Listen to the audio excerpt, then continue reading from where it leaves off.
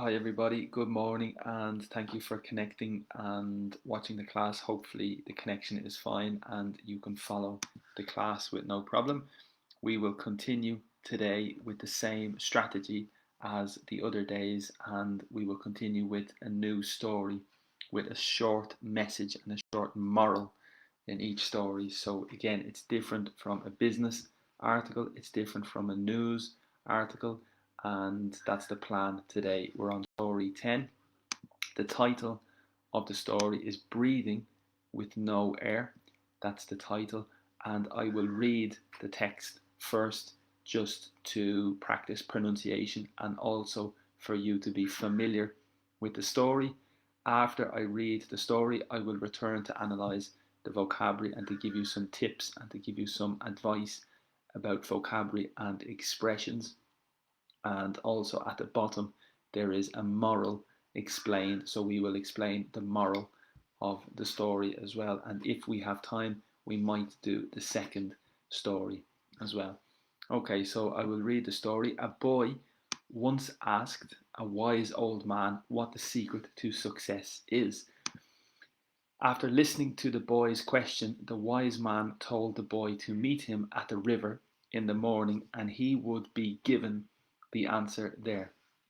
In the morning, the wise man and the boy began walking toward the river. They continued on into the river, past the point of the water covering their nose and mouth. At this time, the wise man ducked the boy into the water. As he struggled to get out, the wise man continued to push him further down. The boy felt a fish slip by his leg and squirmed to get up even harder. The man eventually pulled the boy's head up so he could get air, and the boy gasped as he inhaled a deep breath of air. The wise man said, "What were you fighting for when you were underwater?" The boy replied, "Air." The man said, "There you have the secret to success. When you want to gain success as much as you wanted air when you were underwater, you will obtain it. That's the only secret." So, a very interesting story and a little aggressive, maybe, and a little strange. When I read this morning, I thought it was a little dramatic, but I suppose interesting at the same time. So, just to read the moral. So, success starts with the desire to achieve something. If your motivation is weak, your results will follow suit. Think about what you desire the most in life and work towards getting it. Don't allow your environment or other people to influence the things that you truly want. Just because the fish swimming by is comfortable with being underwater doesn't mean that you are. Okay, so that's the story and that's the moral. Interesting, not bad, a bit surprising, but not bad, I suppose. So now I will just analyze the vocabulary and try to help with the expressions and some tips. The first part is the verb to breathe. Okay, so in English, the verb is to breathe. The pronunciation is very important because we have the E, but the substantivo is a breath.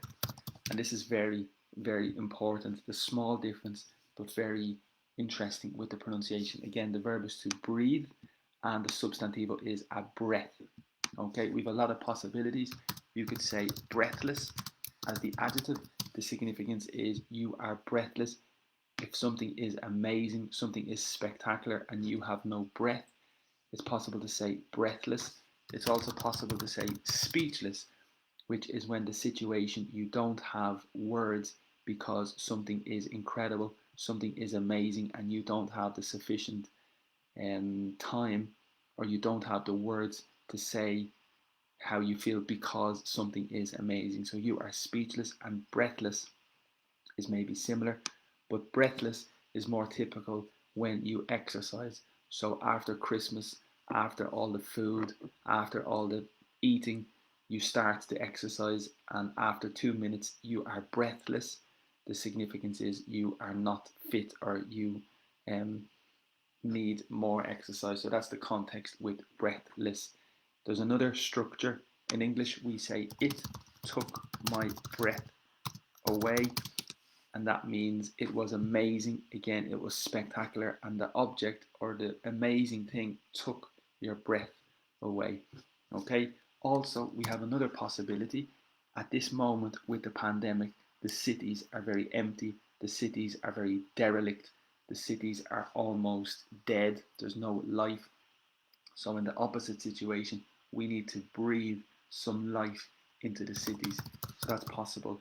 The verb to breathe some life into the city, which means to inject or to put some life into the city. And I think they are the most typical situations with the verb to breathe and the substantivo, the breath. Okay, again, you can have bad breath. That means that the smell from your breath is very, very bad, particularly after garlic bread. You eat garlic bread or garlic and you have bad breath. And that's the most important definition between breathe and breath. Also, we have another verb which is completely different, but it's similar in the phonetics. For example, the verb to bathe is the. That's the verb to bathe and its pronunciation. Also, we say to sun bathe. That means to take some sun. But the substantivo is a bath. Okay, so a bath is the noun, but the verb is to sun bathe. And you need to be very careful and very sure with the difference in pronunciation between the two. Okay, so a boy, here we have the subject of the sentence. Again, we have the article, and this is considered the indefinite article because it's in general a boy. Once is probably the adverb. The verb is ask, in the past, asked. Again, we have another article, indefinite article, connected to a man, and we have two adjectives, wise, old man. And this week we have already explained the different possibilities with wise. The adjective is wise, and the substantive or the noun is wisdom. Okay, so he asked the man what the secret to success is. So, what is the secret to success? Okay, success is the noun, and the adjective is successful. In Spanish, exitoso is successful, and success is éxito. That is very important, family, because the verb is important also. So you can say success is the noun, successful is the adjective, okay, and then the very important part of this family is the verb to succeed. So the verb is to succeed, and that is the most difficult and the most important because it's a little different, and it's typical with the preposition in plus ing. I'll give you an example. I succeeded in contacting my friend. So the significance is I had success when I tried to contact my friend. So I succeeded in plus the ing. I succeeded in contacting my friend. That's the typical structure, to succeed in plus the ing. Okay, so that is important. But remember, the adjective is successful and the substantivo is success. Okay, after this preposition, we have some prepositions that it's necessary to combine with the gerundio, and this is exactly the same. But I'll show you the list of typical words that use the gerundio after. For example, after, before, without, despite. These words in particular are very common to have necessary the next verb in the gerundio. For example, after eating, before watching, okay, without knowing. Gerundio, gerundio, gerundio for every verb after these words. Despite watching, we've seen already, despite speaking. So that's important little tip. So normally the next verb after the preposition after specifically is ing. Also with the verb to listen, it's very typical with the preposition listen to. Listen to the radio, listen to my friend, listen to the birds. So listen to is the typical preposition, and you need to be clear with the difference between listen and to hear. So as I said, listen is more typical with the preposition to, and hear is just in general. So at the moment, I hear the traffic, I hear the birds, but that's just in general. But if it's specific attention, you listen to the traffic, you listen to the birds with specific attention. That's the difference between listen and hear. Okay, and that's very important as well. Here we have the possession, so it's the question which is the possession of the boy. So listening to the boy's question, that's the possession, and we spoke about this already. So if it's possession, we have the apostrophe and the S. So it's the question which is the belonging or the possession of the boy. The wise man, this is the subject of the sentence. The verb is to tell, and it's irregular in the past. So the verb to tell in the past is told. There is a small important difference between the verb to tell and the verb to say. Okay, and I'll just try to explain a little. The verb to say and the verb to tell. Okay, so say is more in general. I say to, and it's necessary the preposition. The majority of the times you need the preposition say to my friend, say to you, say to the driver. So it's necessary the preposition to, say to, but tell, there's no preposition necessary. You tell the driver, you tell me. It's more direct and it's more of an instruction. And this is perfect because it's the past and irregular, but it is an instruction to the boy. So the wise man instructed or ordered or told the boy to meet is the verb in the infinitive with the object pronoun with the person. So meet me, meet you, meet him, masculine, meet her, feminine, meet us, meet you, and meet them. So that is important as well. At the river, so preposition at is for specific location. I will meet you at the cafe. You will meet your friend at the cinema. So for specific location, we say at. It's the same with time. For time, we have a specific location at 6 o'clock, at 7 o'clock, at 8 o'clock. But in space, for example, the morning, it's more considered a space. So we say in the morning, in the afternoon, in the evening, because it's longer and it's more of a duration. So we say in the afternoon, in the morning, in the evening. But if it's a specific time, we say at 6 o'clock, at 8 o'clock, and this is a specific location, so it's necessary at the river. In is the morning, as I said, because the morning is considered a space in the morning. Okay, and the linker, he would be given. This is a very advanced, very impressive grammar structure. So the subject is he, the verb is to give, but I think it's the conditional as well, and it's the passive. Okay, so it's probably the conditional and the passive combined. For example, I'll give you an example of the active. The wise man will give him the answer. That is considered the active because we have the subject, the wise man, will give is the verb, and the object is him. Okay, so to create the passive, he, we change the position, and we add the verb to be in the same tense as the previous sentence. So this is the future simple. So he will be plus the participle, and the participle of the verb to give is given. So he will be given. The answer is an example of the passive in that structure. But this is would be. So the wise man would give, I think, is better for this active transformation.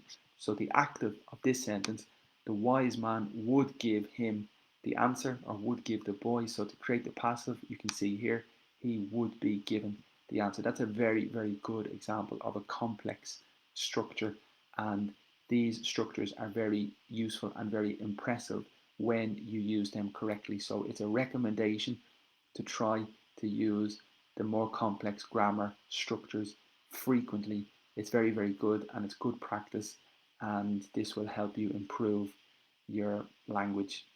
Okay, he will be given the answer there. So there is position here and there.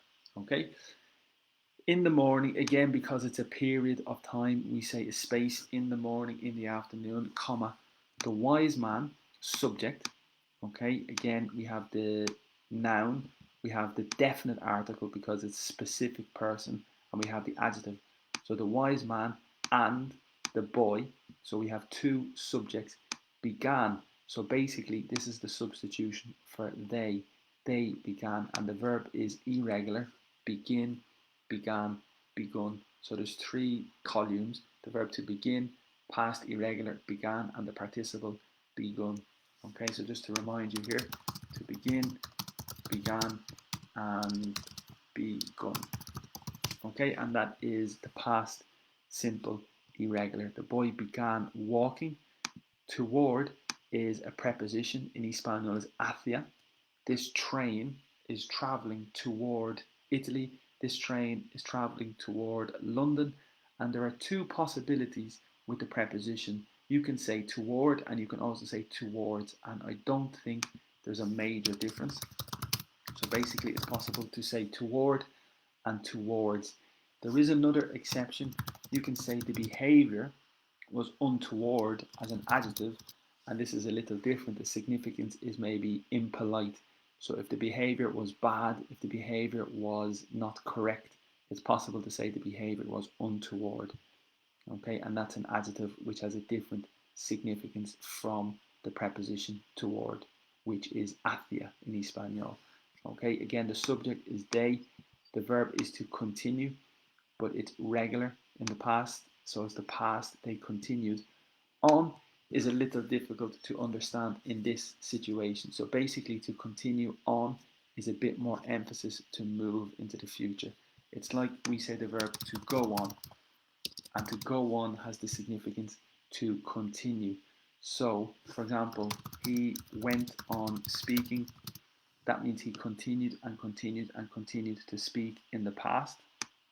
Okay, but in this situation, to continue on is maybe just a little more emphasis. Again, the emphasis that you continue to do something. So they continued on traveling. So it's an interesting part of the sentence, a little difficult, but really it's just for emphasis that it's continuation. Into the river, so it's more movement into, so physically in and the direction to the river. Past the point. Okay, so past again is probably the preposition, the point of the water. Covering their nose and mouth, so the verb is to cover, and here it's the gerundio, covering. There is the possession adjective, my nose, your nose, his nose, our nose, her nose, their nose, plural. Okay, and mouth. And again, remember with nose, we have a possible adjective, the person is very nosy, and that is very important. Adjective, the significance, the person is continuously trying to find your information, find your business, find your details. A very nosy person, it's maybe a little bad manners, a little rude. You have a nosy person who wants to know all your information. Okay, you can also say to stick your nose in someone's business, which has the similar significance that they put their nose in other people's business. Okay, so that's important as well. With mouth, we have a few possibilities. With mouth, we can say a mouthy person is a little informal, and the significance is a little rude, or the person who speaks maybe very badly about other people, or the person who does not keep a secret, or the person who likes to gossip or to speak about rumors. This is a mouthy person. We have a phrasal verb to mouth off, which is like maybe to criticize or to slag. So in English, we have a specific verb to slag, and I don't know exactly the translation in Spanish in particular, because we have a few possibilities of the word slag. One is a bit negative. For example, the verb noun, noun. So here is the negative translation that I speak about, is a bit informal in English, but that's not the word I'm looking for. The verb is here, basurera. I've never seen that word in my life. Rajar. So that's the thing I speak about. So for example, Nigel is always slagging off his boss, and that's very typical in English. To slag somebody is basically to criticize. And as I said before, it's, well, as you can see in the example, it's possible to slag off. Okay, so that's very interesting. The verb to slag somebody is important, and a mouthy person, and the verb to mouth off is similar to criticize or to react very badly with somebody.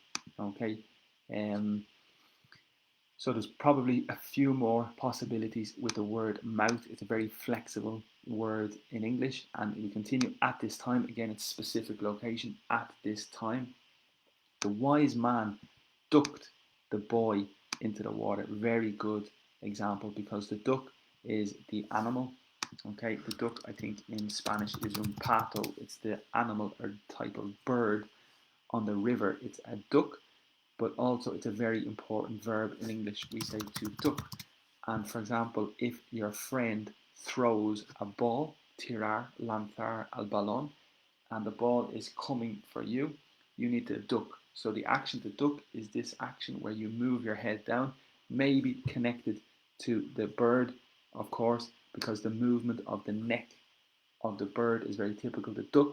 So the verb to duck is very, very important in English. That's physical, when you move your head to avoid something, but also it's possible to duck a phone call, to duck a party, and that means to avoid as well. So if somebody is calling you on the telephone and you duck, the significance is you avoid the telephone call. It's also possible to dodge the call, to dodge a person, and the significance is to avoid.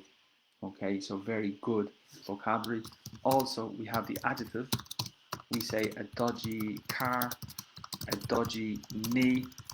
It's possible a dodgy person, a dodgy area, etc., etc. So I'm just going to remind you that dodge is avoid.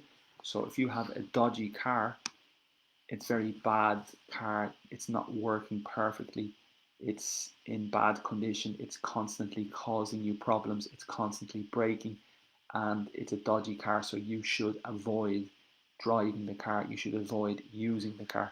A dodgy knee, knee is rodilla, the part of the body is the knee, and if your knee is not working perfectly, it's causing you a lot of problems, you have a dodgy knee. It's possible a dodgy stomach. If you have eaten food and you feel a little sick, you have a dodgy stomach as well. So it's a very flexible word in English. It's very common, possibly a little informal, but it is very, very typical in English. And a dodgy area or a dodgy person is maybe the person that you do not trust, the person you don't have the confidence, and a bit negative, and you feel you should avoid dealing with that person, for example, or the same with the area. You feel a little scared in the area, so it's maybe a dodgy area, it's possible to say in English. So to duck the boy in the water is physically to put the head in the water like this. To duck the head is to put the head in the water, a bit aggressive. As I said, the story is a little dramatic, but that's the significance here. Um, as is very important in English because there's lots of different possibilities for as. I'm going to explain the differences. As is possible like, you are the same as your sister, the same as your brother, the same as your friend, the same as. The significance is like. The next significance is mientras in Espanol. For example, I go to the shop as you go to the cinema. Okay, and the significance is mientras, or in English, while. I go to the shop while at the same time you go to the cinema. So it's very, very important with the significance of time. The next one is because. Okay, I am going to the shop as I need some milk. Here, the significance is because. I am going to the shop as because I need some milk. Okay, and in this situation, I think it's related to the time as.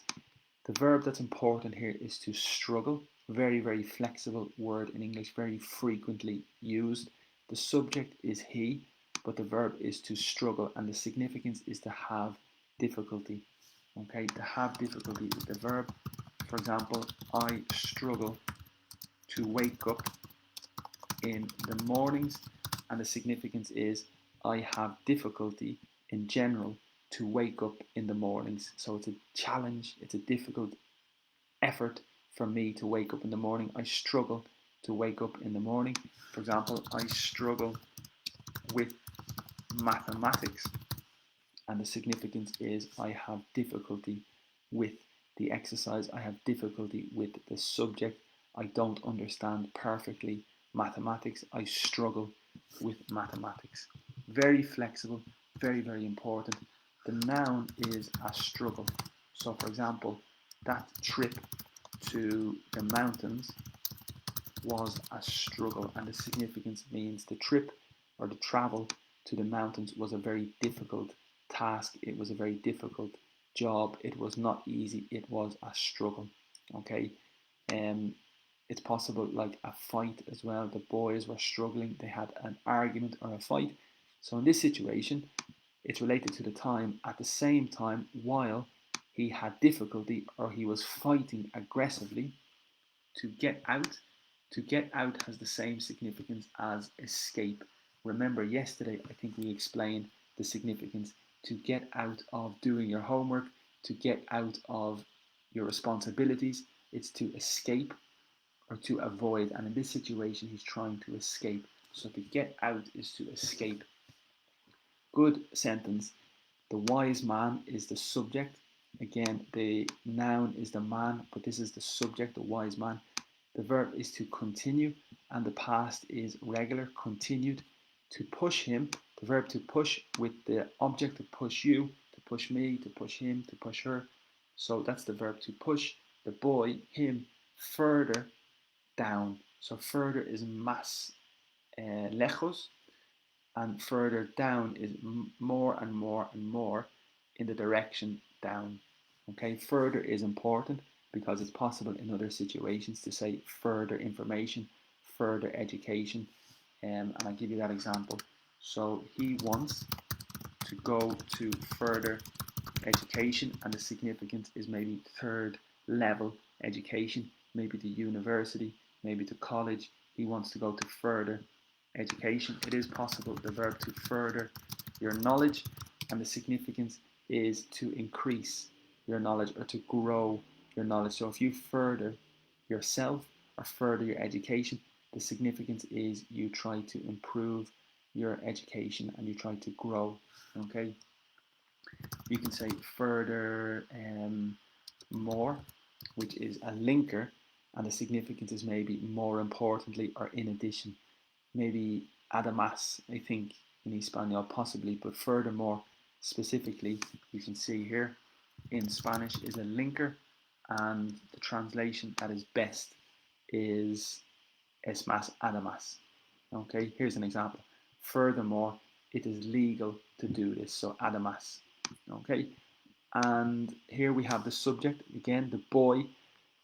Felt is the pronunciation, but this is very important also because you need to identify the verb in this family. What is the infinitive of this word? Because this is a classic trap, a classic confusion. There is a verb to feel and there is a verb to fall, and a lot of people make the confusion frequently with this situation. So the verb to feel is sentir. Okay, it's your sentiment, it's your feeling, substantivo, but the past is I felt, so it's irregular in the past. I feel in the present, but I felt in the past. Okay, and the substantivo is a feeling, like a noun. So what is your feeling about the football? What is your feeling about the situation? What is your sentiment? What is your feeling? So it's a very important, very common word, and the verb is to feel, but the past simple is irregular, felt, and the next verb is completely different, to fall. The significance in Spanish is caer, and the past is fell. So it's completely different. For example, the dog fell from the wall, or somebody fell. So that's the past irregular, very, very important. The participle is fallen. So you need to be very clear with the difference. Therefore, this word felt is related to sensation, and it's the past. The boy felt a fish, so that's the subject, the fish. The verb is slip, which is very, very important and very interesting. So I'll give you an example. The classic example is to slip on the banana. So you are walking on the street and you have the banana and you slip. You slip on the banana. So that's very, very important context, to slip on the banana. Okay, for example, the road is icy and you slipped. It's regular in the past. We have lots of other contexts in English with slip. You can say a slip of paper, which is a small piece of paper. So if you have a slip of paper, it's a small piece of paper. In English, you can say a slip of the tongue. So the tongue is the lingua. Okay, the lingua, that's the tongue.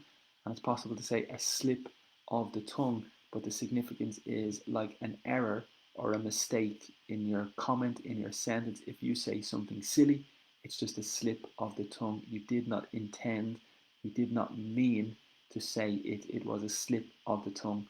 Okay? It's possible to slip someone some money.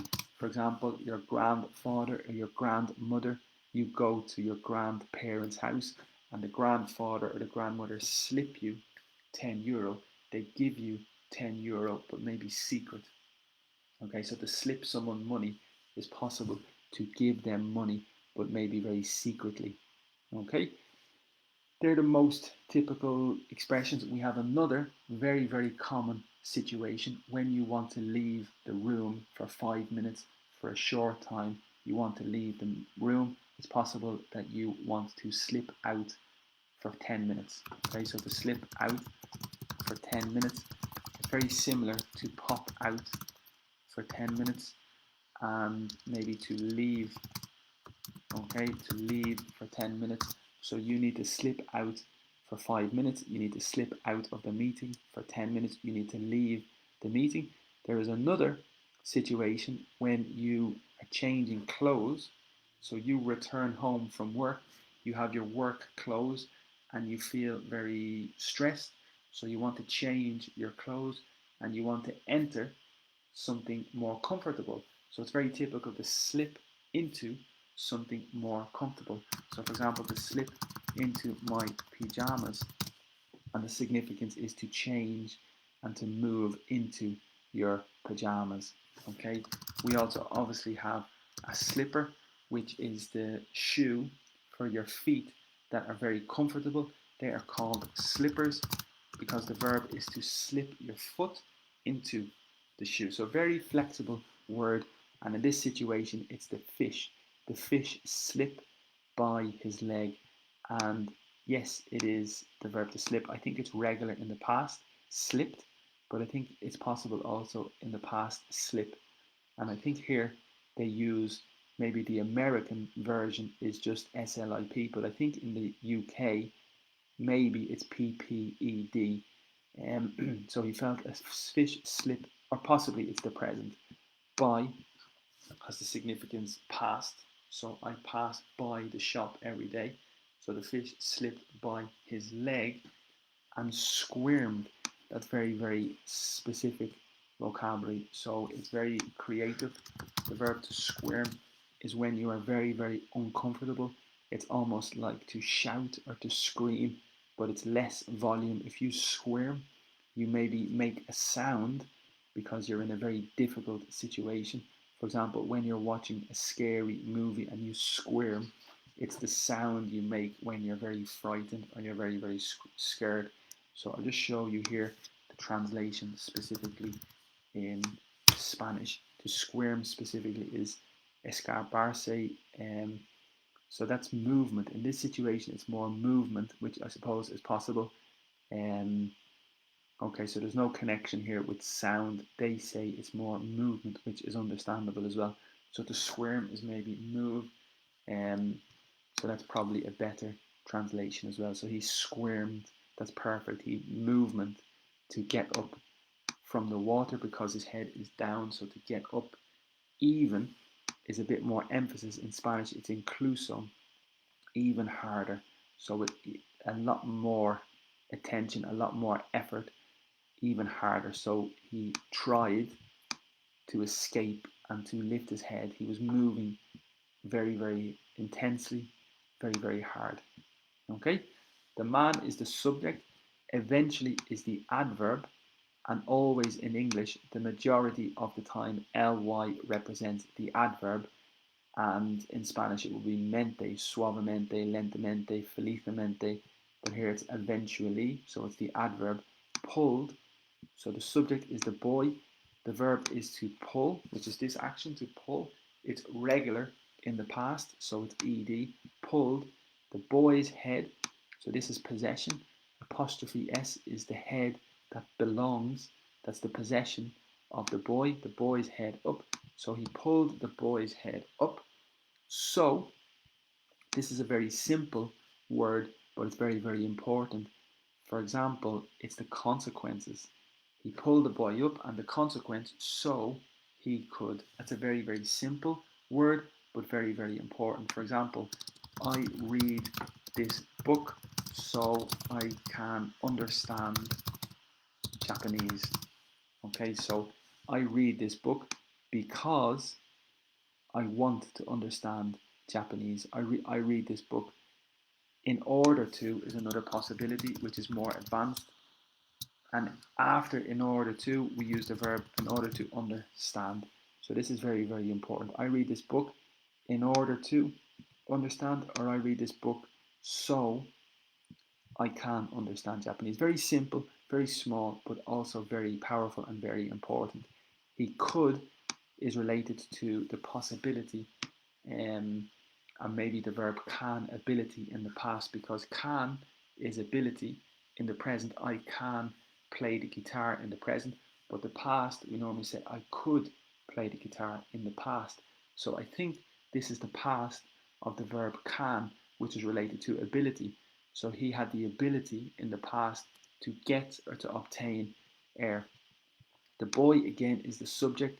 The verb is to gasp, and this is related to breath.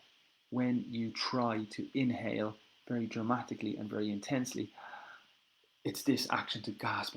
And when you are shocked or when you are surprised, you gasp. It's the noise or the sound you make when you are shocked, when you are surprised, and you gasp. Okay? Again, when you are breathless after exercise, it's possible you are gasping for air because you're very unfit or you're very tired. You are gasping. It's very dramatic inhalation. It's really, really strong. Okay, and again, it's regular. So the boy gasped as is also again related to the time while, mientras, he gasped as he inhaled, subject, the verb to inhale, and regular in the past, inhaled, article, substantivo, and the adjective, a deep breath of air. Okay, so very, very good vocabulary, very good little details, and very important points in relation to English. Okay, so we continue. The wise man is the subject. The verb is to say, and it's irregular in the past. So the wise man said, question, what were you fighting for when you were under the water? So it's a question, and he wants to know why the boy was fighting, why he was struggling, why he was squirming when he was underwater. So it's a very simple question because he wanted air. He was very desperate. Okay, so basically he was very desperate and it was urgent that he take some air. The boy is the subject and the verb is to reply, but it's irregular in the past. Okay, so the verb is to reply and the past is replied. Okay, so it's a little irregular. Air, the man said.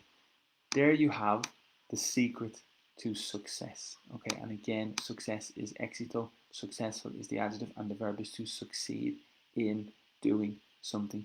When you want to gain success, so gain is very important as well.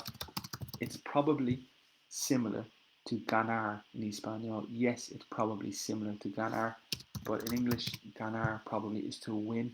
We say to win a competition, to win a prize, but to gain is more to obtain or to receive. So you gain respect, you gain a reputation, you gain respect, as I said, gain reputation, and it's possible to gain success.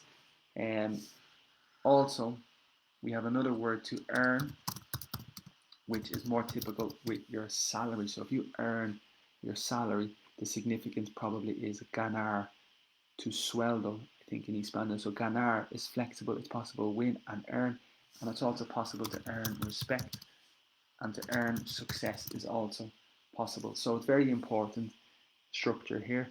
As much as is a very good structure, as much comparison, as much as you wanted in the past, when you are, again, it's the past, underwater, conditional. You will obtain it, and it is probably the substitution for success. That's the only secret. So, a very interesting story again. And the moral: success starts with the desire. Desire is similar to a wish or the motivation or the will. So we have a few words that are very, very similar. The motivation, the desire, the will. This is basically very, very similar vocabulary. So success starts with the desire to achieve. Es como lograr, to achieve success, to achieve fame, to achieve your objective. It's basically conseguir or lograr something.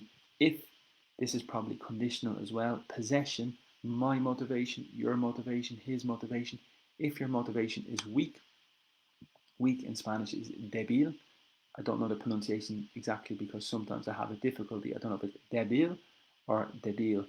So weak is the opposite for strong, como fuerte. Strong is fuerte, but the opposite is weak. Okay, your results will follow suit. That's a very, very famous expression.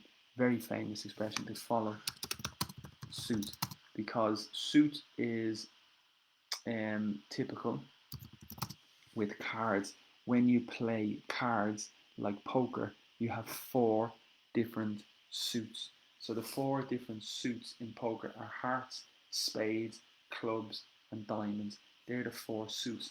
So typically in the game, you put the heart, and your friend, the competitor, it's necessary that he or she puts the heart also. So to follow suit is to do the same activity, the same action. So if you work very hard and your motivation is strong, the results will be very strong. Also, to follow suit means this situation, that it will be the same as the other card, basically. Very famous expression, very fluent. And I'll give you another example as well. I bought a jacket and my friend followed suit. And the significance is my friend bought the same jacket after me. He copied my action or your action. So to follow suit is this type of situation and this context. Think about what you desire, what you want, what you wish the most in life, and work towards. Here's an example of the preposition with the S. Remember, it's possible toward and towards. Getting is the significance, obtaining and probably achieving it. Don't allow, don't permit your environment or other. Remember, the importance with other is typically with plural, other people. But if it's another, it would be for singular, another day, another week, another year, another person. But because it's plural, we say other people. To influence the things that is necessary, because we have a new subject, the things you truly want. It's typical in conversation to eliminate that. In conversation, it's not necessary that, but technically, I think because you have a new subject, I think you need to include that. Truly is related to the adjective true. Okay, it is true, it's the adjective. The substantivo is the truth, and the adverb is truly. Okay, como sinceramente, un poquito como sinceramente, that you really sincerely want. Just because the fish swimming by or swimming past or swimming beside you is comfortable with being underwater does not mean that you are. Okay, good. So that's the story and that's the moral. So just to read it again very, very quickly. A boy once asked a wise old man what's the secret to success is. After listening to the boy's question, the wise man told the boy to meet him at the river in the morning and he would be given the answer there. In the morning, the wise man and the boy began walking toward the river. They continued on into the river, past the point of the water covering their nose and mouth. At this time, the wise man ducked the boy into the water. As he struggled to get out, the wise man continued to push him further down. The boy felt a fish slip by his leg and squirmed to get up even harder. The man eventually pulled the boy's head up so he could get air. The boy gasped as he inhaled a deep breath of air. The wise man said, "What were you fighting for when you were underwater?" The boy replied, "Air." The man said, "There you have the secret to success. When you want to gain access as much as you wanted air when you were underwater, you will obtain it. That's the only secret." Okay, so I think we have time maybe to look at the next one. It's called Sweet Dreams. And just to double check on Facebook, we are still live. I hope that we are still functioning because it's possible we are not. So everything seems okay. So again, please leave a comment if you want to say hello and give your opinion, give your feedback.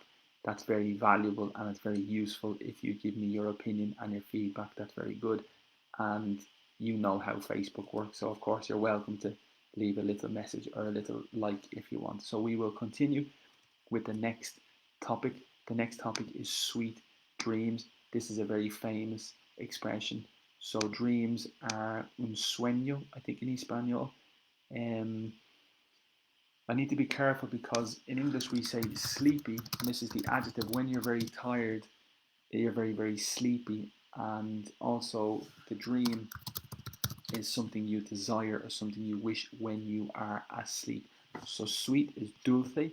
So that's the title of the story. And again, I will read just very briefly the story and the moral. Okay, so a young boy and girl were enjoying a pleasant afternoon playing outside in their neighborhood together.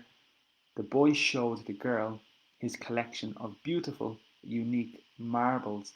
In turn, the girl showed the boy the handful of candy that she had just gotten for her birthday. The boy proposed that the two of them switch. He would give her all his marbles if she handed over all of her candy.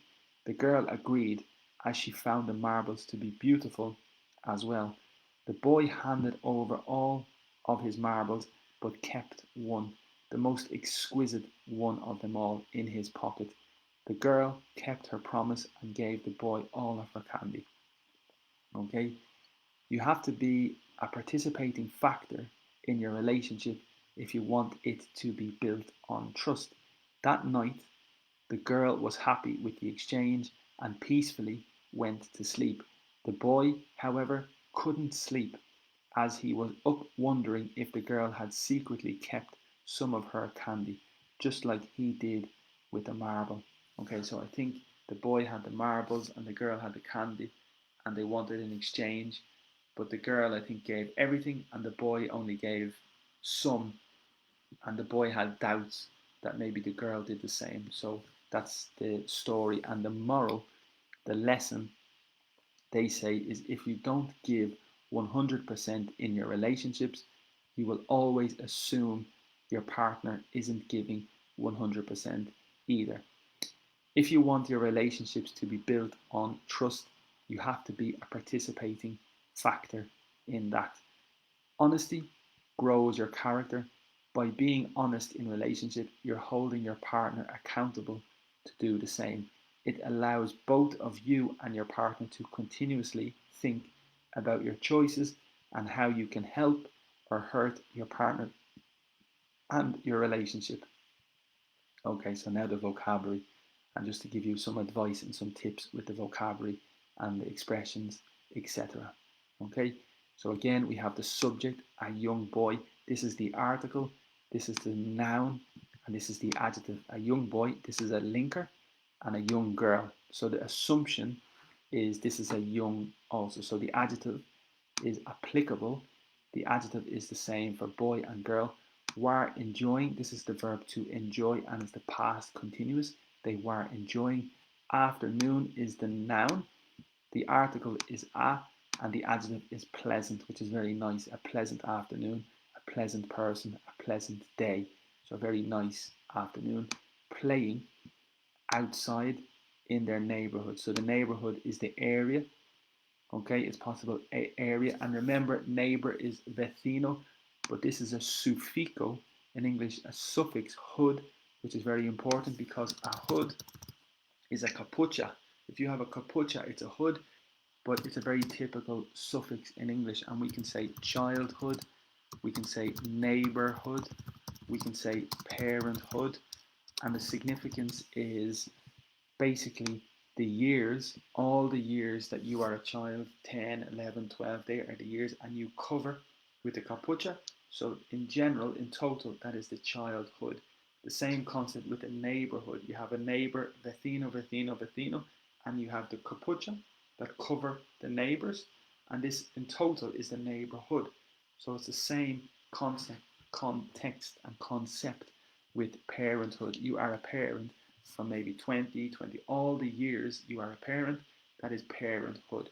So it's a very simple lesson and very simple instruction, the suffix hood, okay, in their neighborhood. Again, it's in because it's an area, in my district, in my region, in my country, in my city, in my neighborhood.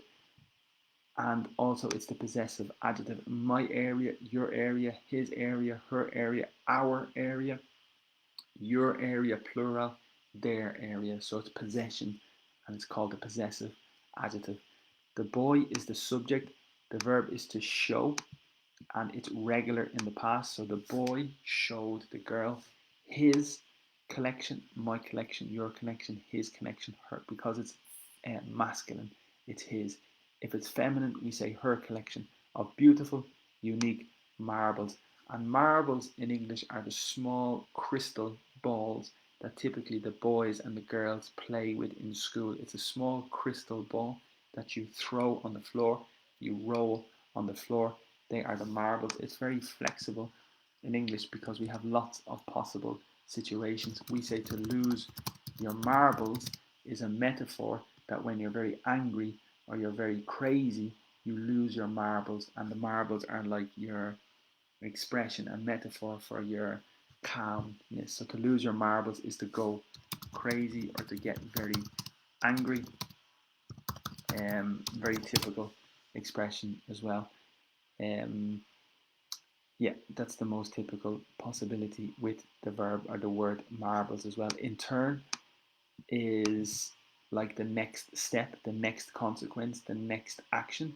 The girl naturally showed, again, it's the subject, the verb is show, it's regular ed, showed you, showed me, showed him, showed the boy the handful of candy. Handful is very interesting vocabulary. So obviously you see hand, but handful is the adjective, and it's possible a handful of fruit, a handful of books. You've lots of possibility. Handful. Originally, I think it was handful of. So I think in Spanish it's puñado.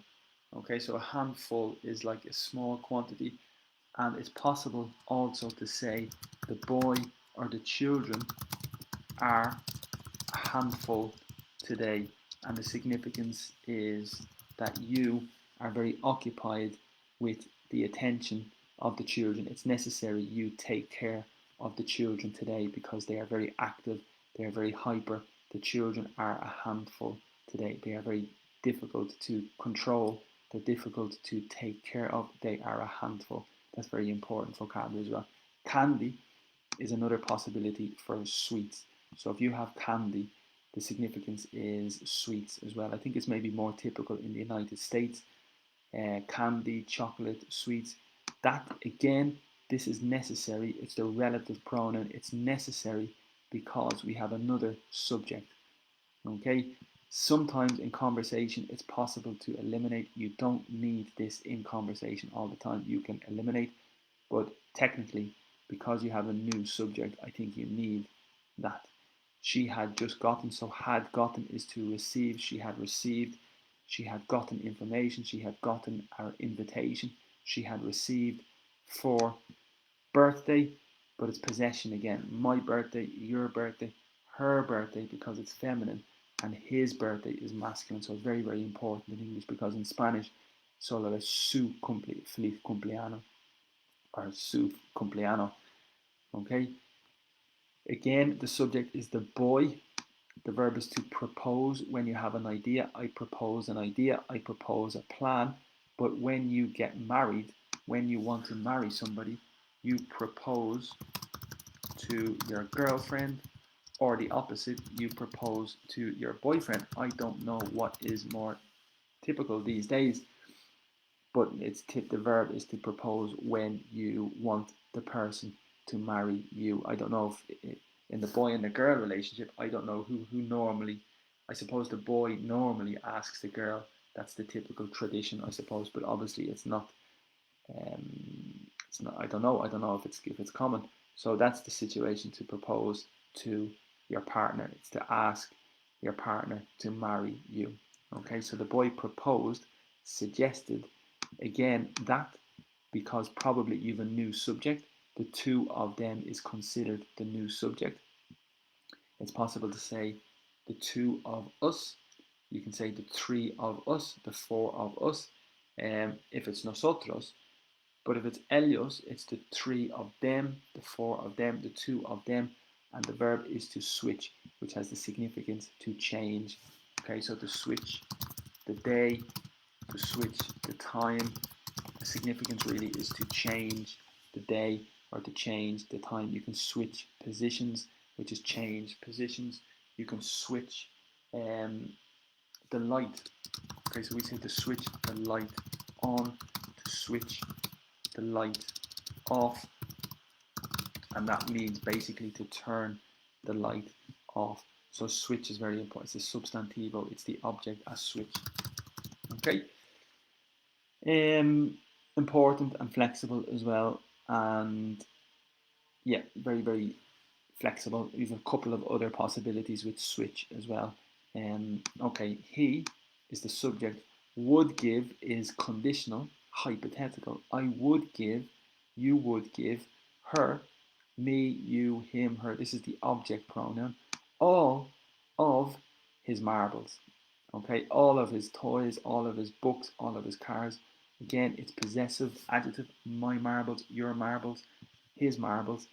And just to show you the translation from marbles, you can see here marbles in English, in Spanish, marmol, yeah, or yes, canica, bolita, canica or bolita. That's the best translation. Very, very important in this context of the marbles. So it's the conditional, and this is the significance of the conditional, because we have if. I would go to the cinema if it was a good movie. I would contact my friend if.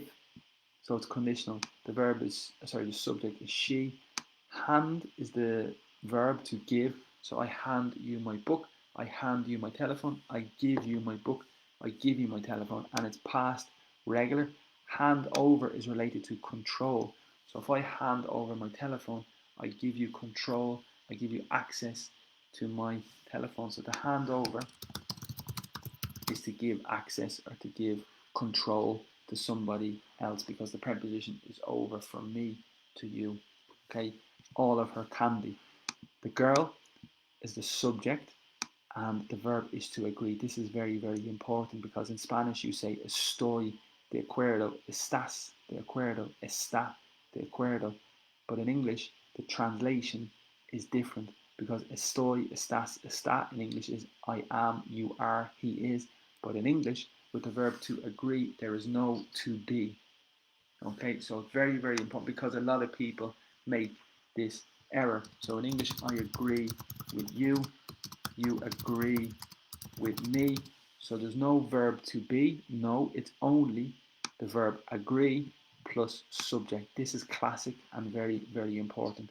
And the negative is I disagree with you, you disagree with me. So that's the important structure. And here is the past regular. She agreed in the past as. I think here, remember, it could be while, it could be because, it could be like. Um, I think here it's the significance is because. So as has the significance of because. And if we look above here with the vocabulary, remember there's a lot of possibilities with as, and I think you remember, but one of the possibilities is because. Okay, and I think the significance here is because the subject is she, found is the verb to find, and it's irregular in the past. So find is the present, found is the past. The marbles to be, so that's the structure. You find Dublin to be, you find the restaurant to be beautiful, you find the person to be friendly, beautiful as well. So that's a good structure. You find something plus the infinitive. Okay. Again, the boy is the subject. Hand it over is give permission, give control, give the ownership. The ownership is the property. Give the ownership to all of his marbles, but kept one. Okay, so the verb is to keep, and the past is kept. Okay, so again, the verb is to keep, which is like to maintain or to hold, and the past is kept, irregular. Okay, so she kept one, the most exquisite, the most beautiful, the most amazing one of them all. So of them all, it was the most amazing, the most beautiful in his pocket. So the pocket is obviously part of the trousers, and in English we have an expression with pocket. You can say you are in my pocket, and that is related to maybe domination or control. So in sports, if you say the opponent is in your pocket, the significance is the opponent is in your control. You are managing, you have total domination of the opponent. The opponent is in your pocket. Okay, you can also say pocket money, and the significance is some money that you have available to buy some chocolates, some sweets, etc. It's some extra money for you to use, typically from your family. This is pocket money. Okay, maybe you can say pocket sized, which is a metaphor for very, very small. So this book is pocket sized. It's a very small book you can put in your pocket. The girl, subject. The verb is keep, but it's the past, kept. And again, we say to keep your promise. So the significance is to maintain your promise or to keep your word, which is to maintain your word and your confidence. And gave, it's the past, but the subject is the same. So always the verb needs a subject, and this is the past, give, gave, but the subject is the girl. Okay, so the gave, the boy is the object, all of her candy. Okay, and then you have to be is obligation. You must or you have to be. A factor is the noun, and participating is the adjective. A participating factor. In is the typical preposition for a relationship. You are in a relationship. My relationship, your relationship, his relationship. So this is possessive adjective. If, conditional. You want. It is the relationship. To be, built is the passivo. So here's the verb to be in the auxiliary plus the participle of build. So this is an example of the passivo. And typically with build, we have the preposition on. Build on the foundation, build on trust. Okay, that night, this night, that night. The girl is the subject. The verb is to be in the past. Was, happy is the adjective. With, the substantivo is the exchange, and peacefully is the adverb. So she went to sleep very peacefully. Okay, it's the adverb. The boy, subject, linker, however, sin embargo, could not sleep in the past. So it's the verb can with ability. He did not have the possibility to sleep or the ability to sleep in the past. As has the significance because. He is the subject. The verb to be in the past. Up is an expression. You are awake. If you are up, you are awake. So he was awake. Wondering is the verb. You are curious or you are asking yourself, I am wondering what time the football starts. I am wondering what you think about this. I am curious. I'm asking myself. If the girl had is the auxiliary with the verb keep. So this is the past perfect. Plus we have the adverb secretly. So the past perfect, she had kept, because it's an action in the past before another action. That's the significance of the past perfect. Some, not all, not any, just some of her candy, my candy, your candy. Just as, or just like, he is the subject. Did is an auxiliary verb, which is the substitution for the verb to keep the chocolate or to keep the candy or to keep the marble, just as he kept with the marble. Okay, good. So that's very good analysis, a lot of vocabulary, a lot of expressions, a lot of context, and little by little, I hope you see a lot of repetition every day with some of the vocabulary, some of the structures, and it's very important. And you can see a lot of information, and again, you can use this frequently, and you will see these structures again and again and again everywhere in reading, in books, in magazines, televisions, series, movies, everything. So thank you so much for paying attention. It was an hour, but a good hour of work. I hope we had some people enjoying the class. I hope some people are watching on Facebook Live. Of course, some people will watch recorded. And again, you can leave a message at the bottom. You can say hello. You can say where you are watching from. And that is more interesting for everybody. And yeah, keep in touch. And thank you so much again.